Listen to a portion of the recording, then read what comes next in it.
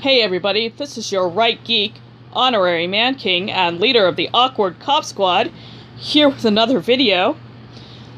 Today I'm going to share with you a few of my thoughts on the increasing influence of critical social justice / critical theory on our popular culture, and why I believe it should not be allowed to stand, why I believe we should push back against it.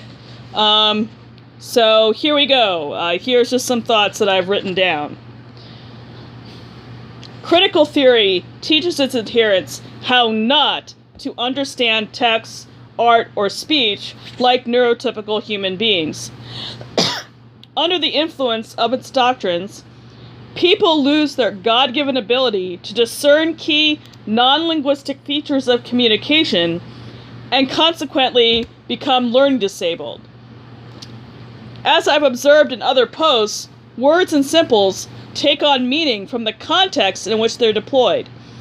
As I wrote around this time last year, words are not completely comprehensible on their own.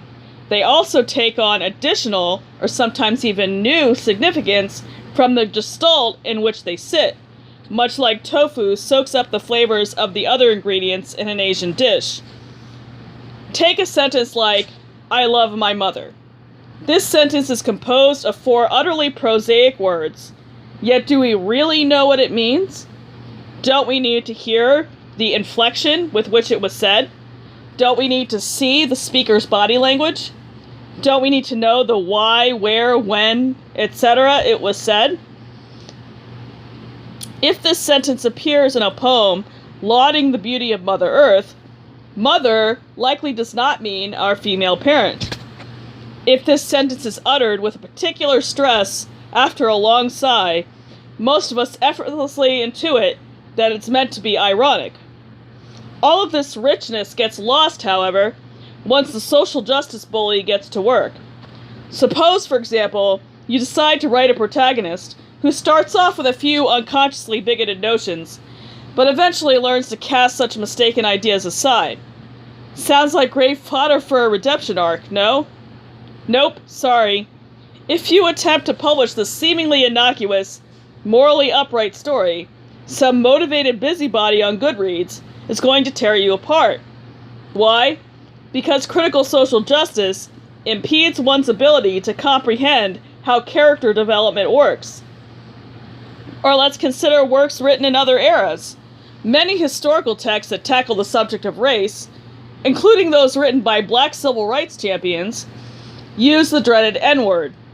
Those of us who aren't ideologically possessed realize that norms have changed over time, and therefore filter such usages out to get to the central point. But the social justice bully doesn't want us to do this. The social justice bully encourages us to get distracted and upset by the surface features of a piece of writing without digging deep to parse what's actually being said. That's how they're able to portray pro-black works like Huckleberry Finn or To Kill a Mockingbird as somehow anti-black and beyond the pale. Social justice bullies also deliberately blur the lines between characters and authors, heroes and villains, heroes and anti-heroes, etc. If the bad guy says something racist, then our would-be censors behave as if the author endorses that statement, even though such a conclusion is patently ridiculous.